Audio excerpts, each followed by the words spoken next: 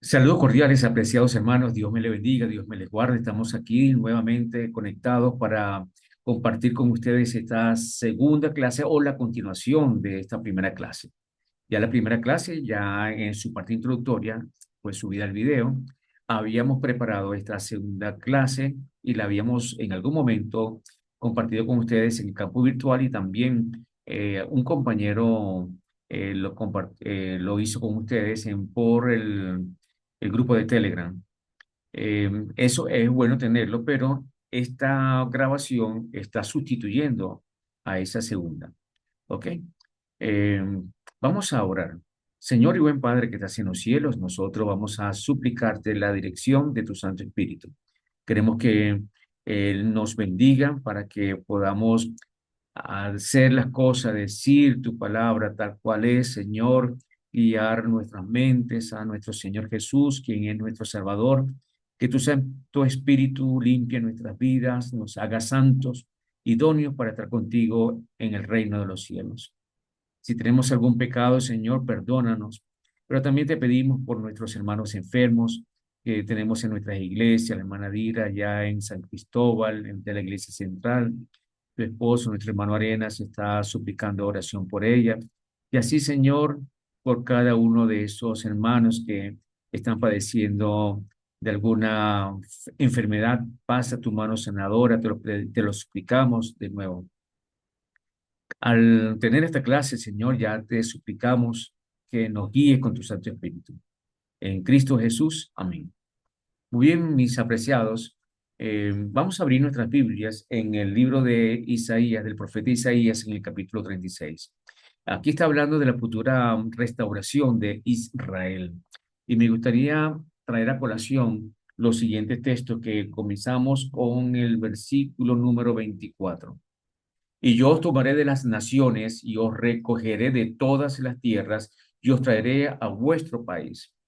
Estaba pensando el profeta en el pueblo disperso a raíz de los problemas políticos que tuvieron a causa de haberse apartado del Señor. Llegaron los asirios en primer lugar en el 722 y luego a partir del 586 o mejor antes del 605 los diferentes movimientos bélicos que tuvo lugar allí en Jerusalén cuando los de Babilonia, el ejército de Babilonia, transportaron en diferentes ocasiones al pueblo de Israel para llevarlo cautivo a su tierra. Luego llegaron los persas, recuerden ustedes, y en el caso del profeta Daniel, estuvo en esos dos gobiernos. Eh, entonces el profeta Ezequiel le está hablando a manera de esperanza, a manera de promesa a ese pueblo disperso. Luego dice el versículo 25, esparciré sobre vosotros agua limpia. La obra de limpieza la hace nuestro Señor Jesús, y seréis limpiados de todas vuestras inmundicias y de todos vuestros ídolos os limpiaré. Recuerden que esa obra de purificación, de limpieza, la hace el Señor Jesús en su pueblo. Es una obra diaria que nosotros tenemos que someternos, una obra que tenemos que realizar o permitirle que el Señor realice en nuestro corazón y nosotros facilitarle ese trabajo. Recuerden que nadie sin santidad puede ver a Dios. El libro de Levíticos es un libro, es un código de santidad. Seréis santo como yo lo soy. Y es el requerimiento que el Señor tiene. ¿Por qué? Porque el pecado ha tergiversado, ha dañado la naturaleza del ser humano, que antes era perfecta, antes del pecado, por supuesto. Una vez que llega el pecado, entonces todo se echa a perder. La naturaleza con que nosotros fuimos creados, imagen y semejanza de nuestro Señor Jesús, se pervirtió. Por eso el Señor quiere echar agua limpia, full agua limpia, para que nosotros, nuestros pecados, que son como el carmesí, se convierta como blanca lana. Pero no solamente eso, no es cuestión de pecado, mis actos, dice la Escritura, yo os daré un corazón nuevo, porque el problema está aquí inserto en nuestra naturaleza. Entonces no es una cuestión, apreciados hermanos, de que yo cometo un pecado cuando yo decido hacerlo, no. Aquí estamos hablando de algo más profundo, de una naturaleza, un corazón nuevo. Y esto hay que entenderlo. Y pondré espíritu nuevo dentro de vosotros. Entonces, noten ustedes esa insistencia. Jeremías también lo hace como producto de un nuevo pacto. Ese pacto se va a escribir aquí en la ley del corazón, en la mente, ¿verdad? En nuestro corazón, en la mente y en el corazón. ¿Por qué? Porque resulta que tienes que darle un nuevo corazón, una nueva naturaleza, una nueva condición. porque la que tenemos actual no nos hace idóneos para estar en el reino de los cielos. Ustedes van a escuchar tendencia al pecado. Algunos dicen que no es pecado en sí mismo, pero ya cuando el hombre tiende al pecado, ya está desarreglado, ya está dañado. ¿Quién va a arreglar eso? Una persona que tiene tendencia al pecado y entre paréntesis, que no es pecado, ¿cómo va a ir al cielo de esa manera? Entonces, vean ustedes cómo se tergiversa, se quiere argumentar eh, y justificar, diría yo, una posición teológica. Eh, pero fíjense, una persona que tiene tendencia al pecado está dañado. Si ya deberíamos decir tiene tendencia al bien, ya está arreglado, porque se va arreglando. No. Entonces aquí la Biblia nos dice claramente, os daré un corazón nuevo y pondré en vosotros un espíritu nuevo dentro de vosotros, porque el que tenemos ya no sirve. Quitaré de vuestra carne el corazón de piedra, fíjese. Entonces aquí ve todas las partes del ser humano, si podríamos decir que sí podemos tener una división, pero es completo, es un asunto que el pecado afecta completamente al ser humano. Y como afecta completamente al ser humano, a la raza humana, a todos los hombres, entonces el Señor tiene que hacer esta obra en nosotros. Y os daré un corazón de carne y pondré dentro de vosotros mi espíritu y haré que andéis en mis estatutos y guardéis mis preceptos y lo pongáis por obra. Ven ustedes que esta es una nueva creación. Así que cuando fue creado el hombre, Adán y Eva, pues, más que todo Adán, pues por supuesto, el Señor le dio ¿qué? Su espíritu y a manera para darle vida. En este caso, cuando el hombre, y eso lo dice Efesios capítulo 2, luego lo vamos a estudiar, que estamos muertos en delitos y pecados, precisamente el Señor tiene que darnos que una nueva vida, porque ya estamos muertos. Muertos, ¿qué significa muerto? Que el pecado está implícito allí, porque la única argumento para la existencia del pecado, de la muerte, es el pecado. No existe la muerte sin el pecado. Entonces, cuando la Biblia dice que estamos muertos, es porque ya la condenación, eso es implícito, ya es automático, ya usted no tiene que pensar otra cosa. Ya está la condenación del pecado allí. Ya estamos prisioneros del pecado, estamos ligados al pecado. Cuando dice que estamos muertos, es porque el pecado está allí afectando. Por eso es la muerte. Y luego lo dice, estamos afectados por la muerte porque estamos en delitos y pecados. Entonces, el Señor tiene que hacer un asunto extraordinario. Pondré mi espíritu, soplará su espíritu. Y eso es lo que no entendía Nicodemo. Nicodemo pensaba que todo estaba bien, que todo estaba arreglado, que su vida era una vida, mira, santa, hermosa, bella, estaba bien con Dios. Pero cuando escuchó al Señor Jesús, sintió que las cosas no estaban funcionando bien para su vida. Y entonces el Señor en ese encuentro nocturno le dio una gran verdad, que es una gran verdad para todos nosotros. Necesitamos nacer de nuevo. Entonces, en sus argumentos, en su justificación, pero Señor, ¿cómo me voy a meter ya viejo en la barriga de mi mamá? ¿Cómo mi mamá me va a parir de nuevo? Entonces, vean ustedes, compañeros, amigos, hermanos de la iglesia, necesitamos un nuevo nacimiento, porque nuestra naturaleza tiene que cambiar, tiene que ser diferente y necesitamos el Espíritu Santo. Entonces, mis hermanos, que Dios nos bendiga, Dios nos guarde. Vamos entonces a compartir pantalla, no vamos a tomar mucho tiempo porque ya ustedes tienen el material, lo habrán repasado. Y ahora sí, mis hermanos, vamos a estar aquí. Vamos a plantear lo que vamos a ver. Ya ustedes conocen las actividades que tienen que realizar. Muy bien, importancia del tema, del pecado, origen del pecado, consecuencia del pecado original, concepto y definición del pecado y Jesús y el pecado. Esto es lo que vamos a ver. Solamente vamos a repasar algunas partes importantes, otras las vamos a mencionar someramente. ¿Ok? ¿Por qué es importante el tema? Miren, mis hermanos, el pecado, la existencia del pecado es lo que ocasionó que el Señor viniese en carne. Es el estudio de la cristología, la vida de nuestro Señor Jesús, su naturaleza, su encarnación, es el estudio de la cristología. Y su obra de salvación, soteriología. Entonces, todo eso, la vida del Señor Jesús, su existencia aquí como hombre en la tierra, cuando vino por primera vez, su muerte, su resurrección, todo se debió al pecado. Su obra de salvación se debe, por supuesto, al pecado. Así que esto es lo primero que tenemos que indagar para estudiar cristología y soteriología. Ya entendemos que todo el sufrimiento, todo el pesar, todas las tristezas, las enfermedades, la muerte que desgarra nuestra familia, nuestro corazón y lo que hemos pasado por ese proceso tan turbio, tan triste, tan álgido de la muerte. Yo soy un sobreviviente a ello. Entonces podemos saber con carne propia cómo es este asunto del pecado, que nos afecta a todos, nos afecta a todos. Entonces el plan de salvación se suscita por la realidad del pecado. Jesús se encarna por causa del pecado. La vida de Cristo, el ministerio de Cristo, se debe al pecado. Pero igualmente, si nosotros entendemos de una manera equivocada lo que es el pecado, su naturaleza, vamos a tener una concepción equivocada del plan de salvación. Y por supuesto, vamos a ir por un camino equivocado que nos va a llevar a la muerte eterna. Tan sencillo como eso, mis hermanos. Por eso tenemos que ser muy precisos para definir lo que es el pecado y su naturaleza, porque de esa manera es como nosotros vamos a entender y aceptar el plan de salvación. Eso es lo que ustedes están leyendo allí. El origen del pecado, apreciados hermanos. Muy bien, vean ustedes lo que hace esta declaración. Aquí le estoy colocando, por favor, una lectura obligatoria, capítulos 28 al 31 del conflicto de los siglos. Usted no puede desprender o tomar un texto, una idea del conflicto de los siglos y de Elena de White de una manera aislada. Aquí le coloco estos capítulos sucesivos para que ustedes puedan extraer a manera sistemática, encadenada, no por fuera. Por favor, no tomen ningún concepto por fuera. Entiéndalo en el contexto de estos capítulos, por favor. ¿Ok?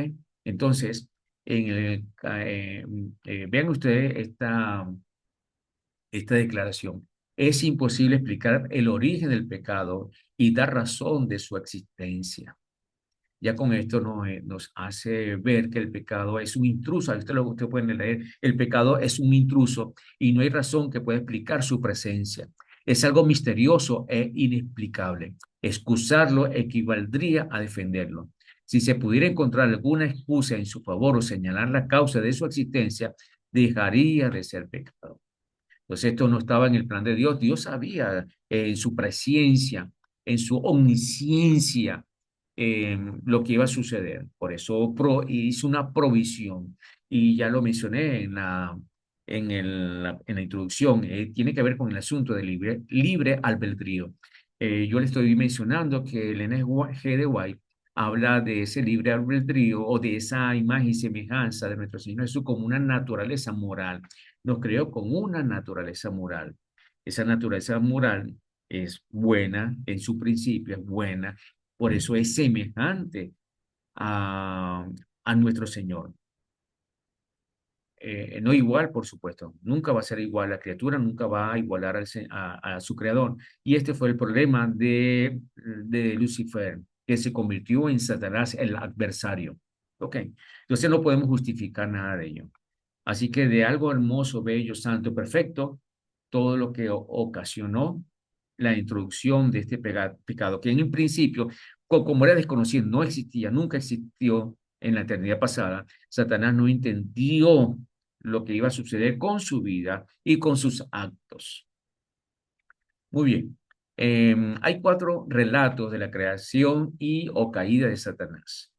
En el Antiguo Testamento encontramos en el libro de Isaías, capítulo 14, versículos 12 al 15, ya usted conocen el relato, Isaías 28, 12 al 19, usted también conocen el relato. Lucas capítulo 10, versículo 18, Apocalipsis 12, 1 al 17. Entonces, el libro de Apocalipsis en este capítulo es como una bisagra entre la parte histórica y la parte escatológica, pero esa bisagra da un resumen bien apretado, bien conciso, pero también bien detallado de lo que aconteció en la historia del universo, en la historia de la tierra. Ese conflicto que se inició allá en el cielo se traslada aquí en la tierra. Cuando se traslada aquí en la tierra, hay el lamento, ay, de los moradores de la tierra. Ese ay es un lamento profundo, es un lamento de tristeza, de angustia, ay, de los moradores. ¿Por qué? Porque el diablo viene viene con ganas, viene con toda su fuerza, con la tercera parte de los ángeles a dañar, a destruir, a matar, como le dice Juan. Muy bien, mis hermanos. Ya creo que con esto es suficiente para hablar de el origen. En cuanto al hombre, hay dos relatos de la caída del hombre en el Antiguo Testamento, Génesis 2:3, y en el Nuevo Testamento, 2 Corintios, capítulo 11, versículo 3. Pecado en el cielo. Este es el resumen del capítulo 30 del conflicto de los siglos. ¿Ok? Eh, Ustedes lo pueden ver allí. Lucifer, ante su caída, era el querubín más honrado. Su orgullo y deseo de exaltación lo llevaron a rebelarse contra Dios, etcétera. ¿Por qué yo tomo el conflicto de los siglos? Para recordarle algo que voy a insistir, apreciados hermanos. Usted tiene la escritura, la Santa Escritura, pero también cuando usted no entienda algo, mis hermanos, no recurra tanto a otros libros, recurra al espíritu de profecía, recurra al don profético. Por favor, hagamos eso. Yo no sé, porque en algún momento nosotros obviamos o pasamos por alto lo que enseña el don profético. Si nosotros nos guiamos por todo lo que dice el don profético, no agarrar una cosita y entonces tomarla, y eso es lo que se llama texto prueba, que yo quiero agarrar un texto de la Biblia para probar mi argumento, para demostrar mi argumento, para comprobar mi argumento, para defender mi argumento. Y eso es lo que hacemos usualmente, lo que hacemos, y yo me incluyo allí también. Entonces, apreciados hermanos, no debe ser así. Nosotros tenemos que totalizar la enseñanza de la Biblia y totalizar las enseñanzas del Espíritu de Profecía en cuanto a un tema. Entonces, cuando yo tengo todos los eh, pasajes referentes a ese punto, entonces yo puedo decir, bueno, vamos a sacar aquí una conclusión. Eso es lo que se llama exégesis, extraer del texto, no ponerle al texto mi pensamiento. Eso es lo que se llama eisegesis. Eso es diferente. Exégesis es extraer del texto, pero eisegesis es colocarle al texto. ¿Ok? Y eso es lo que también usualmente se hace y no se debe hacer. ¿Ok? Entonces, el capítulo 30 hace una explicación de los textos que ya hemos mencionado. ¿Ok? Entonces, vamos a pasar por alto, usted lo puede leer, ya está en su, en Telegram, ¿ok? En recursos. Ahora, lo que quiero enfatizar es esto, porque cuando insistimos que el pecado solamente es una decisión, pero mira, qué locura es eso, qué locura es eso. Yo te voy a poner el ejemplo acá, aquí dice el nuevo carácter de Satanás. Ponte en la, imagina que estás viendo a Satanás, eres ese ser perfecto en gran manera. Entonces, él toma la decisión y es así, toma la decisión de rebelarse contra el gobierno de Dios. ¿Ok? ¿Usted cree que esa decisión no modificó su conducta, no modificó sus actos, no modificó su naturaleza? Vean lo que dice el espíritu de profecía, porque si de repente usted dice, no, no, no es así, pero bueno, vamos entonces al don profético. Aquí en la página 555 del mismo libro dice, el carácter, no dice decisión, no dice actos, no dice momentos puntuales, no. El carácter del gran engañador se mostró tal cual era la lucha entre Cristo y Satanás. Durante el ministerio terrenal del Salvador, nada habría podido desarraigar tan completamente la simpatía que los ángeles celestiales y todo el universo leal pudieran sentir hacia Satanás como su guerra cruel contra el Redentor del mundo. ¿Guerra qué? Cruel. Su petición atrevida y blasfema de que Cristo le rindiese homenaje, su orgullosa presunción que le hizo transportarlo a la cúspide del monte y a las almenas del templo, la intención malévola que mostró al instarle a que se arrojara de aquella vertiginosa altura, la inquina implacable con la cual persiguió al Salvador por todas partes e inspiró a los corazones de los sacerdotes y del pueblo a que rechazaran su amor y que gritaran al fin, crucifícale, crucifícale. Todo esto despertó el asombro y la indignación del universo. Noten esta otra cita. Entonces, Fue cuando la culpabilidad de Satanás se destacó en toda su desnudez. Había dado a conocer su verdadero ¿qué? Carácter de mentiroso y asesino. Entonces busque, por favor, en el diccionario qué significa carácter. ¿Ok? Se echó de ver que el mismo espíritu con el cual él gobernaba a los hijos de los hombres que estaban bajo su poder, lo habría manifestado en el cielo si hubiese podido gobernar a los habitantes de éste. Había aseverado que la transgresión de la ley de Dios traería consigo libertad y ensarzamiento, pero lo que trajo en realidad fue servidumbre y degradación. Entonces vean ustedes cómo el hombre se ha degradado en su condición completa, holística, total. ¿Ok? Aquí no estamos hablando de decisión, estamos hablando de condición. Muy bien, el pecado en la tierra. Elena de White trae la promesa de Génesis 3, capítulo 3, versículo 15. ¿Ok? Dice que esta divina sentencia pronunciada contra Satanás después de la caída del hombre fue también una profecía que, abarcando las edades hasta los últimos tiempos, predecía el gran conflicto en que se verían empeñadas todas las razas humanas sin excepción, mi hermano, mi hermana, sin excepción, que hubiesen de vivir en la tierra. Satanás tentó al hombre que pecase como había inducido a los ángeles a rebelarse, a fin de asegurarse su cooperación en su lucha contra el cielo. Luego, allí en rojo, Satanás, pero al oír Satanás que habría enemistad entre él y la mujer y entre su linaje, comprendió que serían contrarrestados sus esfuerzos por corromper la naturaleza humana. ¿La naturaleza humana está corrompida o no está corrompida? Aquí dice que está corrompida. La pregunta es, ¿corrompida por qué? ¿Y por quién? ¿Por quién? Por Satanás. ¿Por qué? Por el pecado. Luego dice otra vez, la gracia que Cristo derrama en el alma es la que crea en el hombre enemistad contra Satanás. Esto no es algo natural del hombre, mi hermano. El hombre por naturaleza está en armonía con Satanás. Solamente la gracia de Dios es la que causa esa enemistad. Sin esta gracia transformadora y este poder renovador, el hombre seguirá siendo esclavo de Satanás, aunque no lo admita. Mi hermano, esto no es un asunto de decisión solamente. Somos esclavos de Satanás sin la intervención de Cristo. Por eso Cristo viene a esta tierra. Es el único argumento, es el único pretexto de la existencia de nuestro Señor Jesús aquí en su encarnación. No hay otra, no hay otro, mis hermanos. Si el hombre nace inocente y en algún momento de su vida decide pecar o cometer pecado, mi hermano, en el momento que decida él por su propia cuenta, no voy a pecar más, no voy a hacer lo malo, no necesita el Salvador, ya es su propio Salvador. Entonces el hombre seguiría siendo esclavo de Satanás, siempre listo para ejecutar sus órdenes, pero el nuevo principio introducido en el alma, no estamos hablando de Ezequiel, es un nuevo principio, mis hermanos, crea un conflicto allí donde hasta entonces reinó la paz.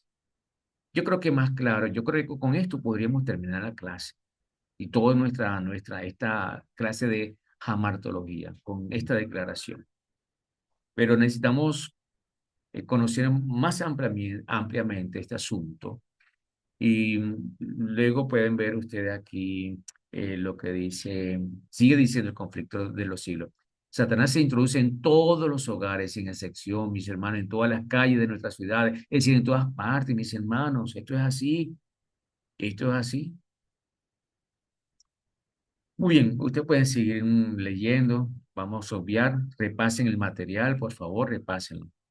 Ahora, esto es muy importante que lo entendamos, solamente lo voy a mencionar rápidamente. Es conocer la historia del pecado en el pensamiento cristiano a lo largo pues, de este tiempo, a lo largo de la historia. El pecado original en la teología cristiana. No voy a entrar en detalles, solamente voy a mencionar aquí algunos conceptos básicos. Culpa original, ustedes pueden ver allí, se puede entender en dos sentidos, el peso de la culpa o el peso de la pena. Cuando hablamos del peso de la culpa es importante, escuchen bien la expresión, mis hermanos, es la esencia del pecado y no puede ser removida ni por la remisión ni por la justificación. El hombre no puede remediar este asunto.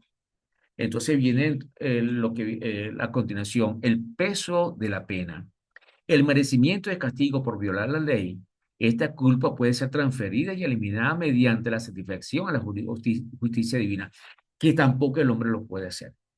Entonces, como la justicia de Dios es divina, es de origen divino, el hombre como criatura y más cuando está en una condición pecaminosa, no puede satisfacer el nivel de justicia santa, perfecta. Entonces exige un sacrificio perfecto, de una vida perfecta, de una vida inmaculada, de una vida que puede dar vida. Por eso se entiende que el Señor Jesús vino por segunda vez, por primera vez, disculpen. Y entonces ahí usted puede ver las implicaciones teológicas. Y la última implicación teológica que usted puede ver allí, Cristo es el Cordero de Dios que lleva nuestros pecados, quita nuestros pecados y muere por nuestros pecados. Eso se entiende y se tiene que entender así. Cuando ustedes vean la cristología y la soteriología, lo van a ver de una manera más amplia. Lo que puedo es mencionarle que si nuestro Señor Jesús hubiese nacido con tendencia a pecado, entre paréntesis, que no es pecado en sí mismo, se dice, se enseña, pero que no es así, porque si ya tiene tendencia al pecado, ya está choreto, ya está malo, ya está es deformado, ya tiene un defecto, ya no es limpio, no puede ser un sacrificio puro. No puede ser el Cordero Santo que está prefigurado en el Antiguo Testamento, que el Cordero tenía que ser perfecto. Y eso denotaba una vida perfecta. Por eso el hombre solamente podía traer un corderito. El hombre por sí mismo no podía hacer ese cordero limpio, puro. Tenía que prefigurar ese cordero puro, santo, hermoso, bello, perfecto en todos los sentidos a nuestro Señor Jesús con una vida inmaculada.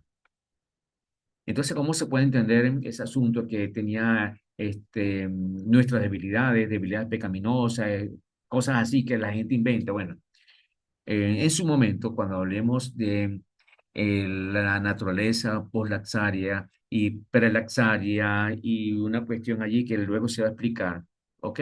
Una tercera opción, entonces ahí lo van a entender. Solamente le estoy diciendo, mis hermanos, que el Señor Jesús tuvo que pagar la culpa del pecado porque la ley exigía un sacrificio perfecto que estuviese al nivel de esa ley perfecta y divina. ¿Ok? Entonces, mis hermanos, si entendemos bien esto, vamos a entender lo que es el pecado odioso, y por qué el Señor aborrece el pecado y lo quiere eliminar para siempre. Aquí tenemos la definición de corrupción original. Cuando hablamos de corrupción original, vamos a quitarnos de la mente la idea de pecado original católico. ¿Ok? Aquí cuando hablamos de definición corrupción original, lo que aconteció en Génesis capítulo 2 y Génesis capítulo 3, lo que aconteció en Ezequiel capítulo 28, lo que aconteció en Isaías capítulo 14, en Lucas y en Apocalipsis capítulo 12. De eso se trata, el pecado original, ¿ok? La corrupción original. No es invento católico de que Adán y Eva, la concupiscencia, etcétera. Por eso hago un paréntesis, luego lo voy a mencionar. Por eso cuando la teología católica habla del pecado original, lo asocia con la concupiscencia, es decir, el deseo sexual, la relación sexual que tuvo Adán y Eva. O sea, se ve, por allí se mete el asunto. Por eso es que quieren poner y deben poner a María como virgen, como inmaculada virgen, porque si ella tuvo algún contacto sexual concupiscente con José, ya no es santa, ¿ves? Ya no puede ser la Virgen María que ellos colocan allí como inmaculada. Esa es la teología católica y ese es el pecado original. Así que nosotros, pues cuando hablamos de pecado original, corrección original, tenemos que remontarnos a capítulo 2 y capítulo 3 de Génesis, no en el pensamiento católico, por favor. Característica clave, ustedes lo pueden ver allí. Total depravación, incapacidad total, usted lo pueden ver allí también. Cuando hablamos de total depravación o incapacidad total, es que el hombre fue afectado, y lo vamos a ver ahora completamente por el pecado. Este asunto sí es importante detenernos un rapidito y más adelante, en esta misma presentación, ustedes van a verlo cuando hablamos de depravación, el tema de depravación, la sección final, ahí ampliamente o más ampliamente se va a mostrar el pensamiento de Pelagio, de Arminio, ¿ok? Que básicamente son cosas que ustedes van a escuchar por YouTube, cuando ustedes escuchan los argumentos de que el pecado es de decisión o de la teología de la última generación. Vean ustedes, por favor, y aquí sí me voy a detener un poquito porque este, todas esas cosas, todos esos pensamientos, todas esas ideas, usted tiene que saber de dónde sale. Si sale de la Biblia, sale del Espíritu de Profecía. Ok. Agustín enfatizó la corrupción total de la naturaleza humana. ¿Creemos o creemos eso? Usted vaya anotando, por favor, vaya anotando. Pelagio negó el pecado original, enfatizando la libertad humana. Arminianos, o sea, de Jacobo Arminio, creían en una capacidad de gracia común otorgada a todos. Lutero y Calvino acentuaron la corrupción interna y la necesidad absoluta de la gracia. Entonces, allí vemos Agustín y Pelagio. Agustín y Pelagio vivieron en la misma época, por eso ustedes ven allí Agustín versus Pelagio. Pelagio vivía allí en las Islas Británicas y de alguna manera pues escuchó, leyó los argumentos de Agustín y de una vez le responden. Y Agustín también responde. Entonces se hace ese conflicto. Luego lo vamos a ver. Arminianos también y reformadores. Primero estaba Calvino, luego Arminio, Jacobo Arminio. Y a Jacobo Arminio era reformador, es decir, de la iglesia reformada, calvinista, pero en algún momento comenzó a hablar un poco sobre sus ideas, se comenzó a apartar y se tuvo que hacer una reunión también para darle respuesta a esos argumentos. Al fin y al cabo, eso no quedó tan sobresaliente con el asunto de las ideas de Arminiano, pero fue rescatada. Fue rescatada. Y adivinen por quién fue rescatada, por Wesley. ¿Y quién fue Wesley? El fundador del metodismo. Y de allí viene el NG de White. ¿Qué les parece, amigos? Entonces tenemos que ubicar esto muy bien, porque ya le mencioné en la introducción, los pensadores, Elena White, Jaime White, José Bates, y Urias Smith, y Magonier, y Jones, y todos nuestros pioneros, mis hermanos, tenían una tradición que fueron, por supuesto, acomodándose. Otros no se quisieron acomodar, otros estaban acomodados y luego apostataron. Tenemos el caso de Jones y de Wagner, ¿ok? Comenzaron bien, terminaron mal. Entonces, vean ustedes que esto es bien complejo, pero hay que entenderlo de esa manera. ¿Por qué? Porque si no lo decimos, entonces uno dice, no, es que la iglesia está en apostasía. Es que la iglesia nueva lo tienen los pastores, la iglesia adventista tiene una nueva teología que no tenían los pioneros. Y entonces no es que los pioneros eran personas que solamente la Biblia. No, mis hermanos, ellos también tenían sus raíces. Y no es que lo estoy diciendo de una manera peyorativa o ofensiva, no, es que esa es la realidad histórica. Recuerden que yo le había mencionado que Jaime Guay era de la Conexión Cristiana, pero no solamente él era Urias Smith, y en algún momento también José Bate tenía sus ideas. Y José Bate, junto con Elena White y Jaime White, fueron los fundadores de nuestra iglesia. Y George Knight, nuestro historiador, dice que más que Jaime White y Elena White, José Bate era el fundador de nuestra iglesia. Imagínese usted. Así que, mis hermanos, esto es importante que conozcamos ese trasfondo histórico para ubicarnos en los conceptos, los planteamientos actuales y los debates teológicos que se suscitan en nuestra iglesia. Muy bien, avanzamos porque ya creo que estamos terminando el tiempo. Eh, Vamos a seguir adelante. No, esto es luego antes San Agustín, ¿ok? ¿Qué ocurrió con el pensamiento del pecado? Aquí encontramos algunos nombres, por favor, repáselo: San Justino, Teófilo de, bueno, Ireneo de Lyon, San Agustín, la controversia pelagiana, ¿ok? Repase esto, por favor. Luego tenemos Pelagio, Agustín. Voy a determinar aquí, por favor. Escuchen bien, Pelagio. Negación del pecado original y énfasis en la libertad humana. Argumenta que el pecado de Adán no afecta a sus descendientes y que el hombre puede evitar el pecado por su propia voluntad. Usted lo ha escuchado por YouTube. El pecado es un acto individual, no una condición heredada. Usted lo ha escuchado por YouTube. Esto es pelagiano, es pelagianismo. ¿Ok? O podríamos decir semipelagianismo.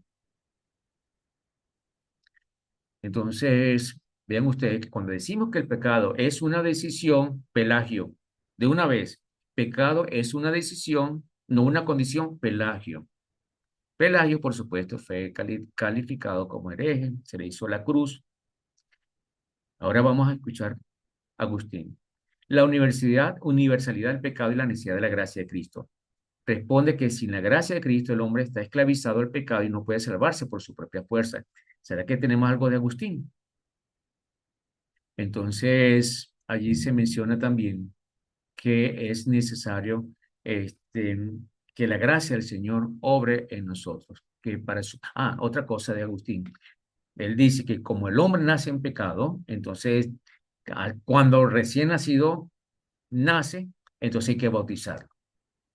Entonces, vean ustedes cómo se mezcla una cosa con la otra y, y las verdades son a medias, ¿ok? Entonces, ¿qué es lo que tomamos nosotros como adventistas? ¿Qué es lo que tenemos que hacer? Muy bien, aquí tenemos la Biblia, tenemos el Espíritu de Profecía.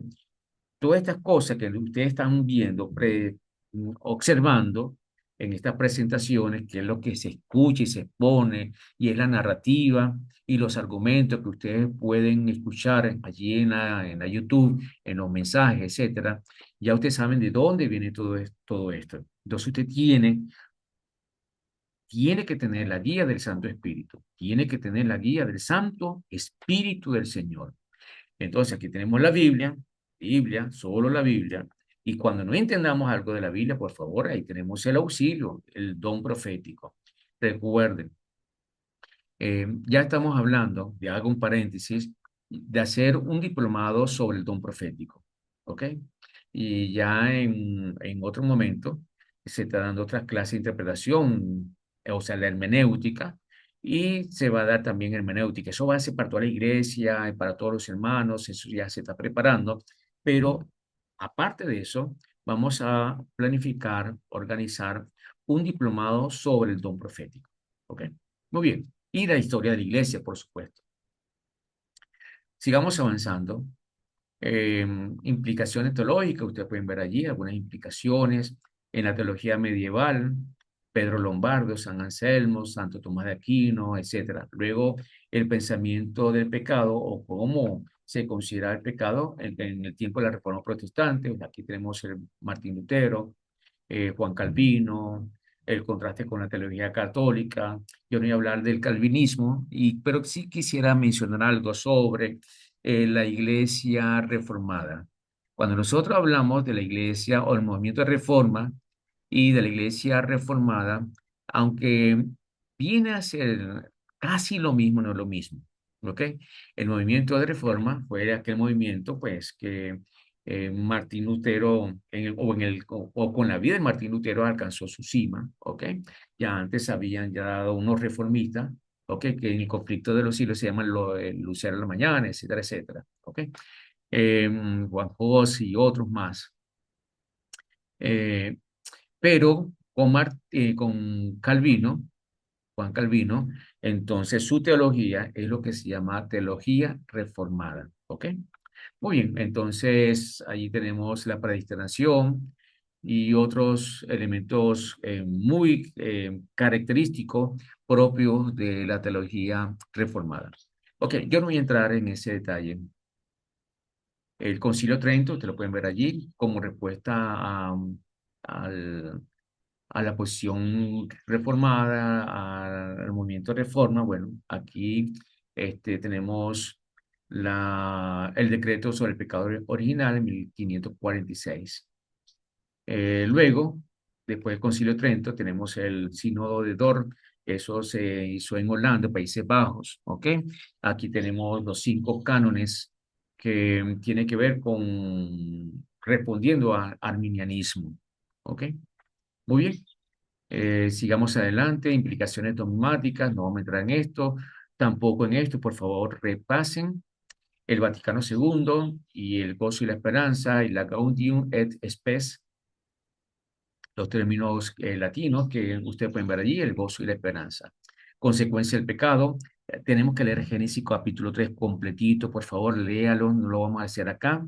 La idea es que usted lo lea, se tenga, y aquí vamos a encontrar las áreas afectadas por el pecado. Usted lo va a encontrar allí inserto en el capítulo 3, en la narrativa del capítulo 3 de Génesis.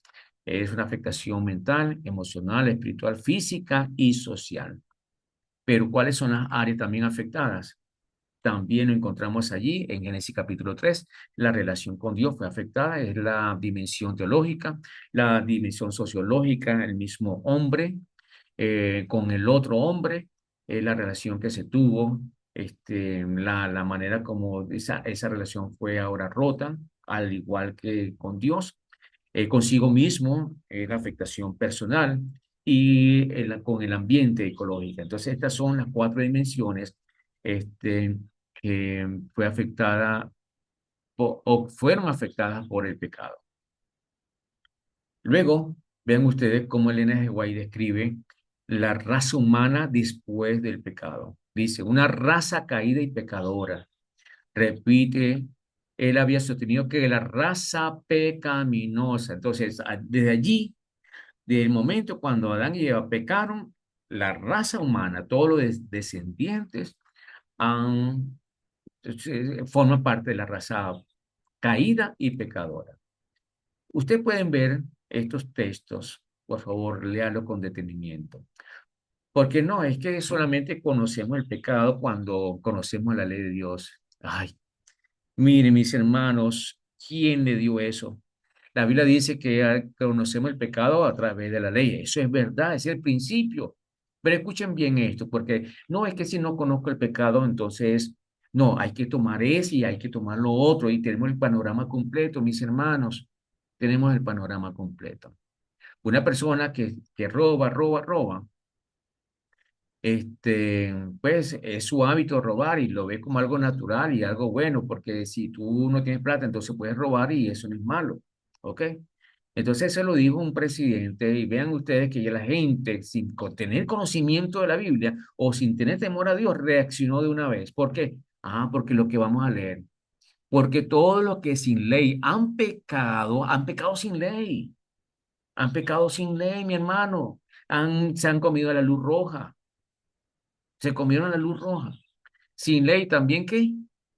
Perecerán. También perecerán. Y todos los que bajo la ley han pecado, por la ley serán juzgados. Versículo 14. Porque cuando los gentiles que no tienen ley hacen por naturaleza lo que es de la ley, estos, aunque no tengan ley, son ley para sí mismos, mostrando la obra de la ley escrita en sus corazones. Dios la puso, mi hermano. Dios le puso al hombre, a todos los hombres, aquí en la China, en Estados Unidos, en África, allá en la Gran Sabana, allá en la Guajira, en la Argentina, en todas partes, en Jordania, todo eso se lo puso a todo ser humano, mostrando la obra de la ley escrita en su corazón, dando testimonio, su conciencia y acusándoles o defendiéndoles sus razonamientos. En el día en que Dios juzgará por Jesucristo los secretos de los hombres conforme a mi evangelio. Entonces, vean ustedes las consecuencias de esto, de este asunto de pecado. ¿Qué pues? ¿Somos nosotros mejores que ellos? En ninguna manera. Pues ya hemos acusado a judíos y a gentiles que todos están bajo pecado, sin excepción. No hay justo, no hay uno, no hay quien entienda, no hay quien busque a Dios, todos se desviaron, aún se hicieron inútiles, tal cosa, etcétera. Entonces, la Biblia es clara. Toda la humanidad fue afectada sin excepción. Aquellos que conocen la ley, aquellos que no tienen la ley, todos son pecadores, están bajo pecado. Así lo dice. Todos están bajo pecado. Qué enfático, qué claro está la Biblia. Usted no puede cambiar ese hecho. Ese hecho está allí. Lo quiera aceptar o no lo quiera aceptar, todos estamos bajo pecado. El que tiene ley y el que no tiene ley. Luego dice, capítulo 5 versículo 12. Por tanto, como el pecado entró en el mundo por un hombre, y por el pecado la muerte, al mundo, a la raza caída y pecaminosa, como le dice el N. G. White. Así la muerte pasó a todos los hombres, por cuanto todos pecaron. Mis hermanos, algunas veces uno dice, no, pero es que los argumentos, no es que cuando un bebé muere, no ha cometido pecado. Pero entonces, ¿por qué muere? No porque ha cometido pecado, pero es que nace ya por el hecho de morir, ya está diciendo, tiene una naturaleza pecaminosa. Si no tuviera una naturaleza pecaminosa, fuese inmortal. Escuchen bien eso, lo que le estoy diciendo. Y esa es la mentira de Satanás. Así, miren ustedes, miren, yo no voy a entrar en detalles, pero vean ustedes las implicaciones de esto. Imagínese allí Satanás con la mujer. Mira, no vas a morir, vas a ser como Dios. Y la mujer se le abrieron los ojos y vio que la fruta que antes era un veneno, era muerte, y ya él codició, mira, codició y la vio sabrosa y le dio ese mordisco. ¿Ves? Entonces, fíjense las implicaciones, ¿no? Es que no, tú naces inocente, tú naces inocente. Si naces inocente y mueres inocente, no eres inocente. No, no, es que la muerte, existe la muerte, y ya eso lo mencioné, es porque el pecado exige la muerte. El pecado exige la muerte. Entonces, un niño que nace inocente, o cualquiera persona que nace inocente, no tiene por qué morir. Y si, no tiene por qué morir, porque el pecado no está en ella. El pecado no está en ella. Entonces, si un niño muere, está demostrando la existencia del pecado, da evidencia de que el pecado existe. Es la manera más palpable de decir que existe el pecado. Cuando una persona fallece, está demostrando, está señalando la razón de la existencia del pecado. Tan sencillo como eso, mis hermanos. No es que yo voy a pecar solamente cuando decido hacerlo. Es cierto, y eso lo vamos a estudiar.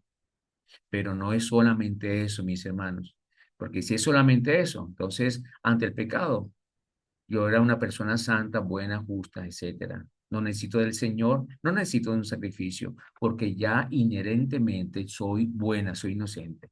Bien, todo eso. Muy bien, aquí tenemos este texto, por favor, repásenlo, por favor. Cuando estabais muertos en vuestro delito y pecado.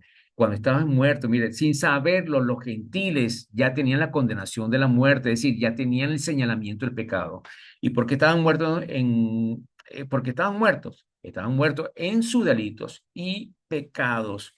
Entonces aquí podemos entender pecado y pecados, pecado como la condición natural y pecado por los actos que se evidencian, que se manifiestan, que se ven visibles, ¿verdad? Luego, entre los cuales también todos nosotros vivimos en otro tiempo lo deseos de nuestra carne. Aquí no puede ser más claro. Ok, sigamos adelante. Eh, es enfático, por cuanto todos pecaron, todos sin excepción, mis hermanos, y están destituidos de la gloria de Dios. Aquí tenemos la definición de pecado, las palabras hebreas, hay un montón de palabras hebreas, ustedes la pueden ver allí, no es una, no es dos, palabras griegas, aquí la tenemos, no son una, no son dos. Ahora bien, aquí viene otro asunto que la gente se confunde y, ¡pam! Y comienzan a tirarse unos con otros. Mire, el NG de White, por eso yo le dije, lean por favor los capítulos 28, 29, 30, 31. En ese contexto, el NG de White dice esto. El NG de White dice esto. El capítulo anterior tiene que ver con el santuario, el ministerio del Señor en el lugar santísimo. Okay.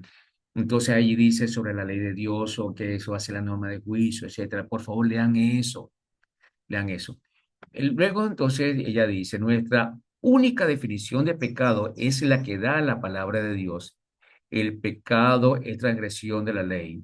Es la manifestación, escuchen bien, es la manifestación exterior de un principio.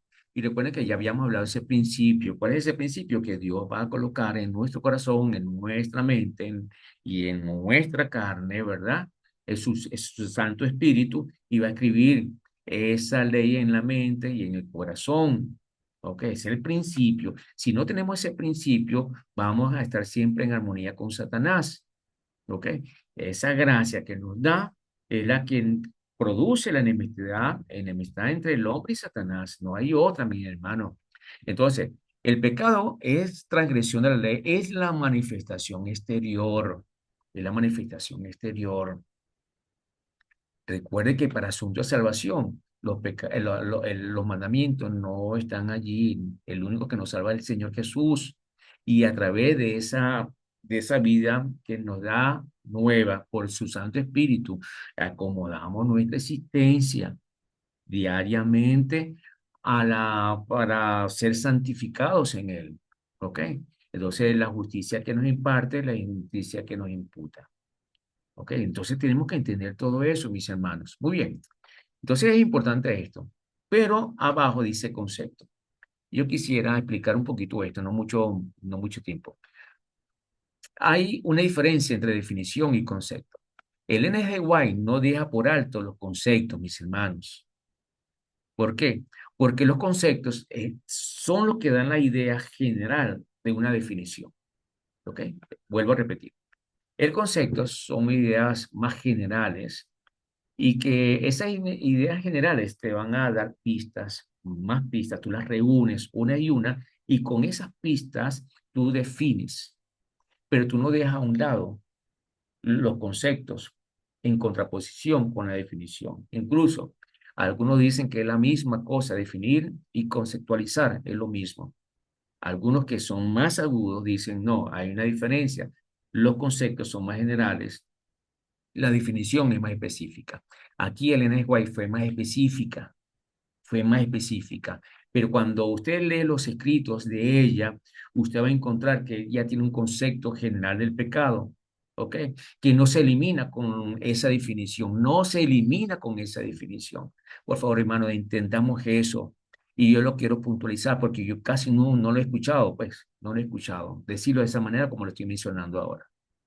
Entonces, por favor, tengamos muy en cuenta eso. Cuando Elena de White dice esto, que esta es la única definición del pecado, léalo en el contexto de los capítulos que ya le mencioné. Y también, por favor, entiéndalo, que ella no omite, no anula lo que es el concepto general, porque ella lo admite en sus escritos y la Biblia también. Eh, eh, bueno, sigamos. Por favor, tenga eso muy en cuenta. Aquí tenemos el escrito en griego para que ustedes vean lo que es el punto. Aquí tenemos poieo. Poieo o poión eh, es la manera como se ha conjugado, pero poieo es el verbo. Ok, entonces ese poieo significa hacer. Todo el que está haciendo el pecado, también la violación está haciendo. ¿Ok? Entonces aquí tenemos polleo,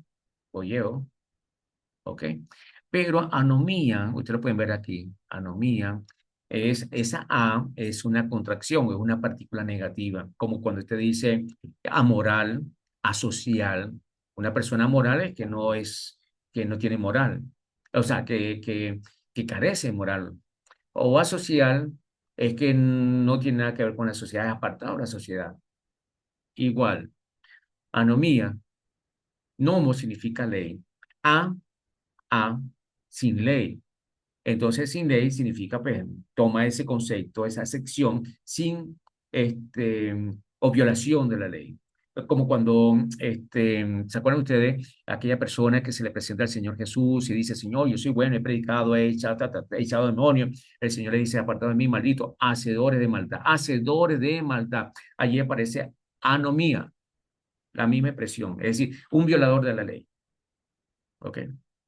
Hacedores de violar la ley. Ese es el sentido original. Entonces, aquí tenemos el verbo eimi, en español hay dos verbos, estar, ser y estar, separado. Ser un verbo, estar es otro verbo. En inglés es el mismo, to be. En griego es un mismo verbo. Ser o estar es el mismo verbo. Entonces, vean ustedes, para explicárselo mejor, usé esta lámina. El pecado en la mente se ha definido como infracción de la ley. Entiéndase de la siguiente manera. Strong provee un ejemplo de esto cuando define el pecado como la falta de conformidad a la ley moral de Dios, ya sea en hecho, disposición o estado. Más claro no canta un gallo. Eso es lo que quiso decir el N. G. White. Eso es lo que quiso decir el N. G. White. Es un hecho, una disposición o un estado. Más claro, o sea, yo pienso que más claro no se puede hablar. Y aquí lo está ratificando. Muy bien, Cristo y el pecado. Con esto vamos a terminar. Cristo habla del pecado. Generalmente nosotros enfatizamos sus enseñanzas, pero también él enseñó claramente y enfáticamente sobre el pecado. Vean ustedes estos textos, ¿ok? Aquí ustedes pueden ver que empleó diferentes palabras y tremendas palabras para referirse a situaciones de pecado. Vean ustedes que él toma esas palabras, ¿verdad? En su conjunto y todas esas palabras tienen que ver con un pecado. Esa es la manera como el Señor podía describir el pecado sobre acciones, sobre situaciones, sobre condiciones. ¿Ok? El orgullo es una condición, la ostentación, la falta de fe, etcétera. Inmoralidad, infructuosidad. Ahora, vean ustedes, el Señor Jesús y la fuente del pecado. Entonces, esa contienda que había, recuerden ustedes, lo que contamina al hombre. Muy bien, versículo 21. Porque de dentro del corazón de los hombres salen los malos pensamientos, el adulterio, las fornicaciones, los homicidios.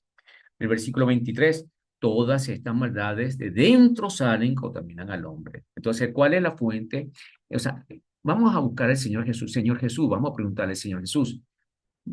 Si hablamos del ser humano como pecador, ¿cuál es la fuente del pecado? ¿Su decisión o su condición?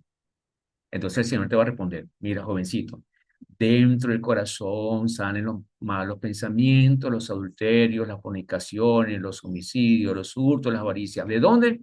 De las decisiones. No, las decisiones son ya consecuencia de. El asunto es que salen de dónde? De tu condición, de tu corazón. Todas estas maldades de dentro salen. ¿Ok? Muy bien, mis hermanos. Vean ustedes ahora esto. Si nosotros estamos hablando de cardía, corazón, que es cardía, cardíaco, ¿ok? Este, aquí tenemos una definición, lo tomé de un diccionario eh, de palabras griegas, y ok, aquí definen. Ahora bien, ¿cómo lo usa el Nuevo Testamento? ¿Cómo lo utiliza el Nuevo Testamento? Miren, el Señor Jesús dijo lo siguiente. Bienaventurados los de limpio corazón, porque ellos verán a Dios. Verán cómo ustedes pueden observar cómo el Señor Jesús usa la palabra corazón. Porque yo digo que cualquiera que mira a una mujer para codiciarla ya adulteró en ella, ¿dónde? En su corazón. Porque donde esté vuestro tesoro, allí también estará vuestro ¿qué? Corazón. Entonces, aquí estamos hablando de qué. Bueno, vamos a ver la definición de corazón. Visto como el asiento de la vitalidad física, visto como el yo más interno, la fuente y sede de las funciones del alma y del espíritu en la vida emocional, la vida volitiva, la vida racional, visto como la morada humana de seres y poderes celestiales. Vean ustedes ahí los textos, revísenlos, repásenlos, en sentido figurado de las profundidades del interior, de ahí donde van a echar las personas, etcétera, etcétera. Ok. Vean ustedes todas esas acepciones, significados, usos que se usa, que se tienen para la palabra cardíaco, corazón. Entonces yo creo que ya podemos decir sobre la naturaleza del pecado. Depravación. Ok, ustedes pueden ver allí la palabra depravación. Ok, aquí es bueno que ustedes se detengan, por favor. Ya le mencioné que aquí está un poquito más amplio, más mejor explicado. lo que es el pelagianismo. Repásenlo, por favor. Aquí dice, enseñó que el hombre fue creado neutral, ni pecaminoso ni santo, y con la capacidad y la voluntad de escoger libremente o el pecar o el hacer el bien. Todos nacen en la misma condición de Adán antes de la caída, solo que ahora el hombre tiene delante de sí el mal ejemplo de Adán, es decir, imitación, imitación. Pero Adán en ninguna manera transmitió una naturaleza pecaminosa o la culpabilidad de su pecado a su posteridad. Le repito, suena familiar para sus oídos. Si usted ha visto los videos, el hombre tiene una voluntad que es libre y el pecado viene de los actos separados que hace esa voluntad. El hombre, por eso algunos pastores de nuestra iglesia dicen, no, es que es la mente de Cristo, ¿verdad? Para separar lo que es la voluntad y el acto que hace la voluntad. Pero sí, los actos, ¿verdad? La expresión de esa, por eso se llama la carne, disculpen ustedes, es que hay varios conceptos que se mezclan. Cuando hablamos de carne, uno de los significados es el instrumento volitivo del pecado, es decir, es que a través de tu cuerpo, a través de, o sea, tú no puedes manifestar tu pecado a través, sino a través de tus actos, eso es lo que es un instrumento volitivo, es decir, y eso es lo que está hablando aquí. Entonces, para algunos dicen, no, pero es que tu mente es la, tienes que tener mente de Cristo y el asunto es que tu cuerpo, entonces somos dicotomistas, entonces tu mente es buena, es decir, tu espíritu es bueno y tu cuerpo es malo. Mire, mire que comenzamos a enredar la vida y comenzamos a decir cosas que luego, mire, si nos pensamos, nos ponemos a pensar bien. Oye, ¿en qué terminamos? Sigamos adelante, por favor, y ya voy a terminar. El semipelagianismo. Ay, déjeme decirle a ustedes, nosotros tenemos mucho de semipelagianismo, los adventistas. Tenemos mucho de semipelagianismo. El semipelagianismo es una posición intermedia entre el agustinismo, con su fuerte énfasis sobre la predestinación y la capacidad del hombre, y el pelagianismo, con su insistencia en la vida completa del hombre. Los semipelagianismos enseñan que el hombre tiene una medida de libertad con la cual puede cooperar con la gracia de Dios. La voluntad del hombre ha sido debilitada y su naturaleza afectada por la caída, pero él no es totalmente depravado. En la regeneración, el hombre escoge a Dios, quien entonces agrega su gracia. La doctrina del pecado sostenida por la Iglesia Católica Romana es semipelagianismo. Y sería, yo le estoy mencionando, ¿será que nosotros los adventistas tendremos eso? Tendremos un poquito de este otro señor, de Arminio. De esto quiero solamente mencionar la teología wellesiana, metodismo. Ay, discúlpenme ustedes, mis hermanos, coloqué aquí metodisto, no, metodismo, discúlpenme ese error. Alguna vez se llamaba el arminianismo evangélico, mantiene puntos de vista similares en cuanto al pecado de Adán y la habilidad del hombre, aunque difieren en otros puntos. Tendremos nosotros de arminianismo. Recuerden que nuestra hermana Elena de White venía del metodismo, ¿ok? Y tendría ella eso en mente cuando escribió el Camino a Cristo. Vuelvo a repetir, mis hermanos, lo hago con un sentido muy sano, para nosotros no somos ajenos a los pensamientos de otros autores, de otros pensadores. ¿Qué ha hecho nuestra iglesia? Iglesia, filtrar, tomar lo bueno, desechar lo malo.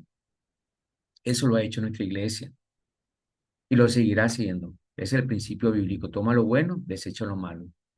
Nosotros tenemos la norma de la sola escritura. Y todos estos hombres, a su manera, lo han hecho. Lo han hecho, no vamos a categorizar, decir, no, no, ellos lo han hecho, han sido sinceros en su fe, en sus pretensiones, lo han defendido incluso hasta la muerte.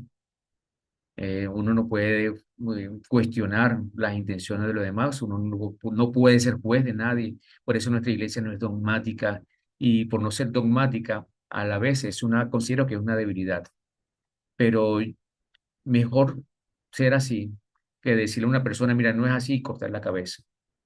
Cuando, por supuesto, ya, como dice en Gálatas capítulo 1, si viene con otro evangelio diferente, ya es otra cosa. Ok.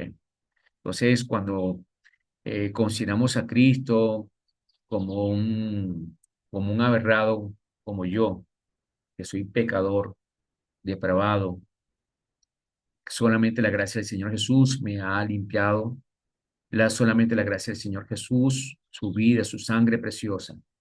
Yo no puedo, cuando yo no era adventista, yo era muy particular, yo era mundano, filisteo, de los filisteos, y cuando dicen que el Señor Jesús tuvo la misma tendencia que yo digo, no, no, no puede ser, no puede ser, no puede ser, no puede ser, no puede ser, porque sería tan pecador como yo. Y yo no quiero tener al Señor Jesús como un pecador como yo.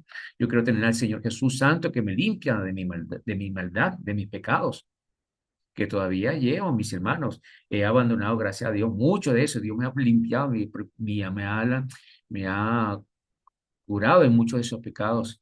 Y, y en la próxima clase vamos a hablar un poco más de esto. ¿Ok? Entonces, mis hermanos, yo no quiero tener no admito eso, que el Señor Jesús tuvo la misma tendencia, la misma naturaleza que yo. Jamás. No admito, no admito eso. Porque todo lo que hemos venido del desastre, del infierno, de las tinieblas, no podemos concebir eso. Es degradar al Señor Jesús en su santidad, en su divinidad, en su persona. Por eso yo me niego y rotundamente digo que no y no. ¿Tuvo debilidades nuestro Señor Jesús? Claro, por supuesto, no tuvo hambre, no tuvo sed, no se puso triste, no estaba cansado, claro que sí, pero en lo moral no, no, en lo moral no, mis hermanos, no, no, es mi posición personal y es lo que yo encuentro en la Biblia. Santo, sin mácula. Satanás no tuvo nada o sea, no tuvo donde agarrarlo. Siempre fue santo. Bendito sea nuestro Señor Jesús. Bendito seas Él por siempre. Por eso en Apocalipsis capítulo 4 capítulo 5 encontramos esa elegía, esa alabanza, ese loor, esa adoración por ese cordero que fue inmolado, ese cordero sin mancha. ¿Cómo vamos a degradar de esa manera? Bueno, mis hermanos, Dios me le bendiga, Dios me le guarde, que el Señor les cuide. Bendiciones para todos.